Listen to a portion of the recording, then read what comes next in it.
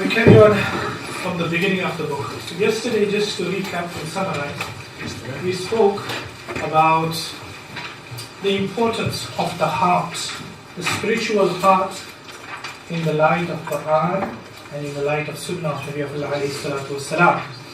And I'm sure through the discussion we had with regard to it, it is something that is absolutely vital and necessary for each and every one of us to be aware of, understand, and then practically implement. So this is the theoretical part of it. And like we said last week, this is the theoretical part of it. And the more important part is the practical implementation of these words. So this is the poem. Now we won't dwell so much with the poem, if you don't mind, because we are going to go through the commentary of the poem. So this is basically the poem. Anybody who's interested, it's freely available on PDF. You can Google it and you can get the poem, and in fact the book also. So if you don't mind, inshallah, we'll carry on quickly and go on to the crux of what this part of the poem says. So the first thing that the Imam mentions is with regard to what is the key in one word. If we had to use one word, and what was the cornerstone, what is the key to spiritual purification of the internal self? And if there was one word that encapsulated the essence of spiritual purification, then it's this word in Arabic. This word is Adab. Now, I'm going to mention, let us try to open these discussions, inshallah. So if I can open it, what do you understand when you hear, or you hear somebody say this word? Anybody? Yeah, respect. Adab means respect. Okay. Anything else? Anybody wants to ask? Manners. Good. MashaAllah. Some of the sisters. Anybody? Adab. It's in Arabic also. It's also in Urdu. It's also in Persian, I think. Yeah. The actual obviously is Arabic. Anybody else? Manners we have. Did someone say respect? Okay. So, fair enough. That is what Adab is. Let us now linguistically speaking, Adab actually comes from this. When in Arabic we want to invite people for food, okay, then we say we have prepared ma'duba. Has anybody heard this before? Ma'duba is a table spread, and it has different types of food on it. And the crux of this is that you call everybody in a congregational form to come and partake of a meal. That's the actual etymology of this word, Adab. So we come from there and we say, Mahduba, come and talk, get together and let us, over a meal, share some food, share together our company over a meal, basically. So, just like that, just think of that table spread with all these different foods, and every person coming in, different types of people coming in to partake of this food. So therefore, it is quite a comprehensive term. So therefore, in English, it is very difficult to get one word to summarize the essence of Adab. Like in Arabic, Allah subhanahu wa ta'ala has made it such that Arabic is quite a beautiful language, in that many of the concepts, like Adab is concept. So if we conceptually analyze the word Adab, then it is difficult to summarize it in one word. Similarly, Salah, in Arabic we say Salah, we say Falah, and to say it in one word is very difficult. We say Ad-Deenun Nasiha, and Nasiha, how to translate that in Arabic, in English? Extremely difficult. So there are concise words, but the concept is very comprehensive. So it includes basically what you have mentioned, everything that is good, respect, etc. Every noble characteristic, habit or trait that is included within the scope of Adab. So this is Adab, very comprehensively put. But obviously sometimes what happens is when something is very comprehensive, it loses meaning, it becomes meaningless, it means everything to anybody. So let us go back into this word more.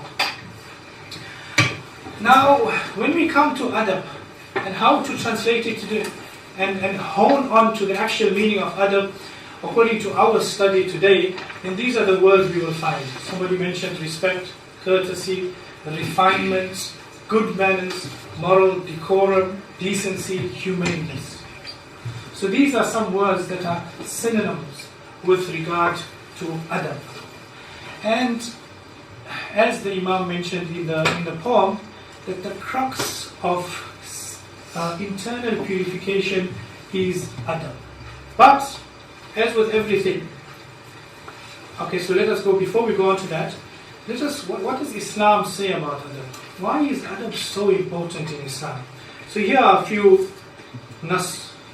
There's one beautiful hadith Nabi of Allah ﷺ has mentioned, that I have not been sent as a messenger except to perfect character. And this is the crux of adab. Character, akhlaq, adab, these are synonyms. Similarly, Nabi of Allah ﷺ has said in the hadith of Bukhari, that the nearest of you to me on the day of judgment will be the one who is best in character. And this is what it is, because character is something that is internal, something we cannot see. Its manifestation is in our words, its manifestation is in our actions, its manifestation is in the way we walk, the way we talk. That's what it is, something that is internal. And the focus of all this internal is the heart, the spiritual heart. Similarly, the great scholar Ibn al-Mubarak, I'm sure many of you have heard of him, he mentions this, that he said he was a great Imam of Hadith. Anybody heard of him? Ibn al-Mubarak, Abdullah ibn Mubarak? You've heard of him? Anybody else? MashaAllah. So if you've ever studied Hadith, it's impossible to study Hadith without his name coming about. Whether it's with regard to the usul of Hadith, whether it's with regard to actual Hadith itself, this great Imam always comes. He mentions beautifully that when we were studying Hadith, and his teacher used to say to him, such the great Imam, that we are more in need of acquiring adab than learning Hadith. Now this might sound strange, Hadith is the words of Nabi of Allah ﷺ, but remember, Hadith is the words of Nabi sallallahu alaihi wasallam, while adab, like it will be said, is the spirit of what Nabi of Allah ﷺ said. See, knowledge without adab is like fire, but without wood. Can that fire burn? And similarly, adab without knowledge is like a spirit without a body. So this is the ruh, the essence of hadith, the essence of Quran is encapsulated in this word adab. So this is basically what Imam Mawlud rahimahullah has mentioned in his poem with regard to adab. That this is the crux, encapsulation of a person's spiritual rectification is focused on this word. This is the pivot really. But to gain things, when you want to get a degree in something, when you want to master something, there's always prerequisites. You need to know things beforehand, before gaining such a lofty stage. Now there are two primary prerequisites that the Imam mentions in his poem that are necessary to gain this quality of adab, become mu'addab. And what are they? The first he mentions is Haya. I've already written what it means, but tell me what you understand if you've heard this word before, Haya, or even let us say shay, modesty. What do you understand of it? Anybody wants to start? Haya, shame, modesty. Basically decency. Decency, to be decent. Okay. Not boasting or showing pride. Not boasting, not showing pride. MashaAllah. Haya. From this side.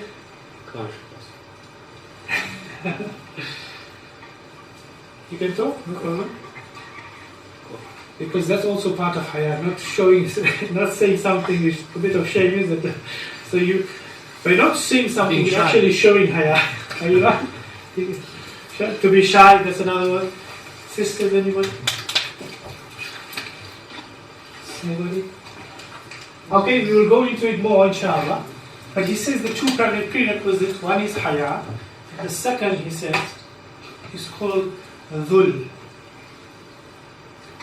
Now, dhul, as it's mentioned, means humility, humbleness. Now we will explore these two concepts in more detail. So the first, he says, to gain the prerequisite of gaining adab is haya, shame, modesty, and the second, he says, is dhul, humility and humbleness. Please, if there are any questions in between, stop me and ask. Okay, Haya. The actual words in Arabic comes from, in Urdu also we say Haya, Hayat, which means life. Okay, so Haya, etymology, from the etymology of the word is life, comes from life. It means life. Haya. Okay? What is it? So, if we analyze the word haya, it's an internal sense. So, it's something that's an internal feeling, a sense. And what is it? A sense of shame. What does it include? It includes bashfulness, it includes modesty. So, this is what haya, we could say, means, if we look at it linguistically. Now, in Islamically, when we say, like we will study some hadith with regard to haya, what type of haya does the hadith refer to? What type of haya does it say when we talk about it in Quran, for example? So this is what it refers to. It is that bad or uneasy feeling a person gets, and everyone experiences this.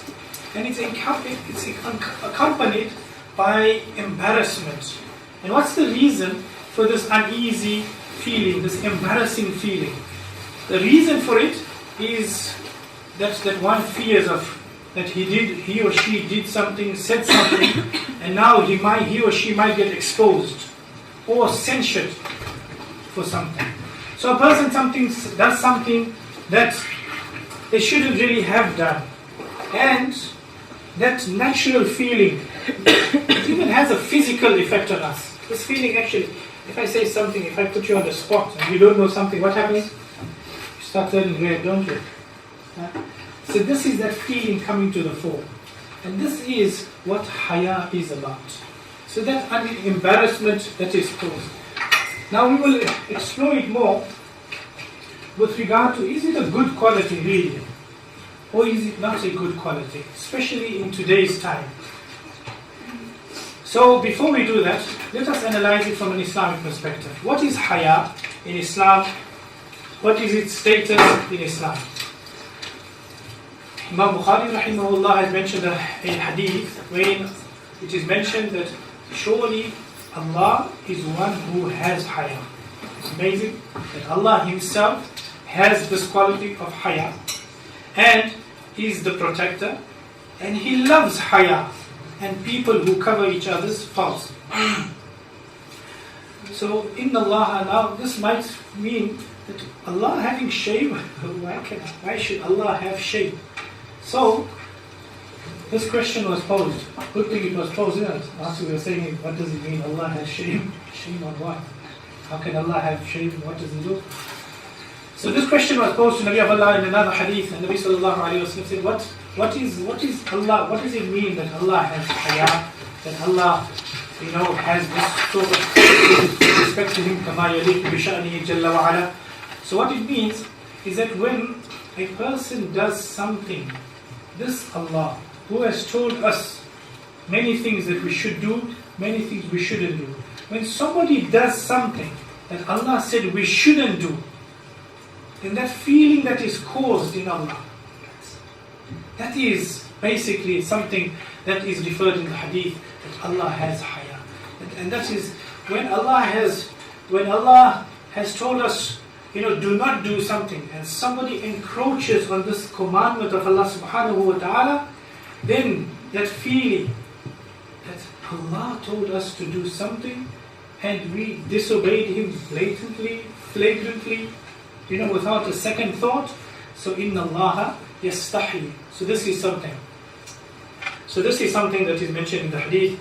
And obviously with regard to, remember, one thing I must mention of course, is when we say things like this, with regard to Allah subhanahu wa ta'ala. Now this is not an aqidah class, but many times Allah says something, and it is something that, for example, the hand of Allah, Allah walks towards somebody, Allah runs towards somebody, this comes in the hadith. One thing I must mention, obviously, it's not an aqidah class, but what we must mention is that, remember, this is not meant in its literal sense. Because our belief with regard to Allah subhanahu wa ta'ala is laysa kamithlihi shay. None is comparable to Him. Therefore, these sort of human qualities is more for our understanding, and not that it physically or literally applies to Allah. Okay? So it can be applied allegorically, metaphorically, but not literally. So be careful with regard to that. It is something that is tackled in Aqidah. I'm sure if you have Aqidah classes, this thing is, you will dilate on this subject. But this I just told you about because of this hadith. In another hadith, Nabi alayhi salatu wasalam has mentioned that Iman consists of more than 60 branches, parts. And one important part of it is this quality of Haya. This is part of faith. So, we have understood it from an Islamic perspective. That what is Haya in Islam? Now, one more hadith, Nabi alayhi salatu wasalam has said every religion has a quality that is characteristic of that religion, and the characteristic that is the salient characteristic of my religion is that of Haya. So this is Haya, the prerequisite of Adab in Islam, from an Islamic viewpoint. Now, Haya in a modern context. Now you've understood what I said about shame. You've seen it from an Islamic perspective. Modesty. What does it mean to you? What does it mean to you? Shame, modesty, bashfulness. Anybody want to mention an opinion? Dignity. Say? Dignity. Dignity. Yes. How does it mean, if you don't mind me asking? Related to dignity, self-dignity. To self-dignity. Oh yeah, that's a good point. It's with regard to somebody's internal mechanism, self-dignity. Why don't you do this? Because obviously it's against the dignity, my dignity. Anybody else? Yes? Ego. Sorry? It is to ego. Ego. It's to do with ego. Okay. In a modern. So this also stops us from something. Because remember, Haya is like a brake, the brake in the car. In our spiritual life, Haya is a brake. It stops us from doing so many wrong things. That's why Nabi Sallallahu said in the very first part of Wahy that one of the very first things we heard about was Haya. And he also mentioned إِذَا فَاتَكَ الْحَيَا فَافْعَلْ مَا شِئْتَ. I wanted to say that modesty, if a person doesn't have modesty, it can lead them to thinking that they are better than everyone else, and it can lead them to do sins. Okay, very good, because the very next requisite is called dhul. Dhul, which means humility, which is the opposite of being proud, So, mashallah. Anybody else wants to? What do you understand? Because is anybody studying anthropology? Do you do anthropology? You don't mind me asking. Because this is studied there. The guilt and shame cultures, shame-based cultures, social anthropology. This is studied, very interesting. If you ever get a chance to read it, try to read it. It's quite an interesting concept because it's not only an Islamic concept. It is actually a human concept, obviously. And it is being studied. And what are the effects? So, when we were young, many a time, what stopped us from doing things? This, alright? Our mom telling us, shame on you. Our dad telling us, shame on you. So shame stopped us, because in society we have protocol. We live by unwritten laws. Right? And many a time, when a person does something, especially when we are young, then our parents, our guardians will stop us on this base. That this is something that is shaming,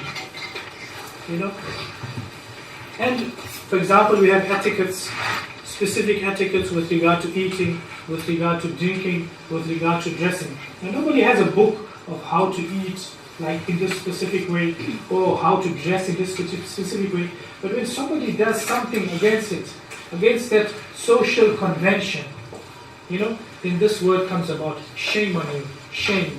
You have brought shame on yourself. You have brought, and obviously this is extrapolated to even greater things. We won't go so much into that, but obviously this can lead to very, very terrible consequences. I'm sure you all heard of honor-based or shame-based killing. Allah forbid. But this is something, that you have brought shame to my name. In Urdu, there's a nice word for it. Anybody? Come on. Huh? In Urdu, anybody Urdu? Huh? Bestie, let's say bestie. You heard of it? Huh? Heard of it? Huh? Bestie. Oh, why are you not doing it? Because I think it comes from izzati. Izza in Arabic is an Arabic word. Urdu and Arabic are very closely related. Izza means honor, and bare Izza is not having honor. So I think it's been joined up and it's become bestie. I think so. So, what do you think? Shame, is it a negative word? Is it pejorative to say shame on you? Because in today's, is anybody becoming a teacher? Anybody? There was somebody last week who said he was becoming a teacher. This is something you never tell a child. We are taught. Is that all right? Come in, inshallah, if you're coming all in.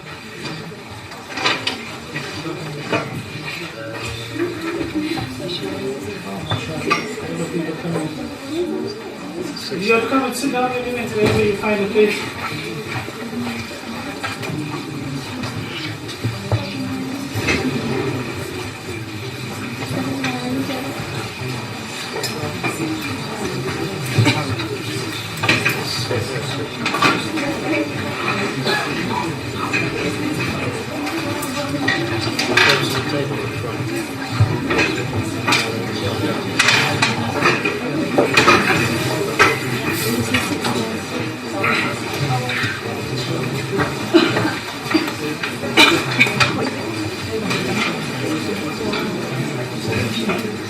Okay, so inshallah, if we carry on, if you become a teacher, then you are told that you never shame a child. So if you say to a child, shame on you, shame, psychologically that child thinks there's nothing good he can do, and he doesn't have a good consequence on that person. So in today's modern culture, it's not looked upon, especially in our Western way, that this word of shame, to use it frequently. But remember, this is a natural quality. This is something that is intrinsic, innate to human nature, this Haya. And that is why, like I was mentioning about anthropology, they've studied people who have been completely ostracized from modern society. And this quality exists in them. But they don't do many a thing because of this shame, this Haya, etc. So what we need to do, obviously, as in everything, is always a balance and moderation. So yes, in moderation, the good part of Haya, definitely we should bring in, and obviously that way it becomes such that that's why I like to use two words. Use Haya. It shouldn't paralyze you, but rather catalyze you. Get it? It should be a catalyst to good.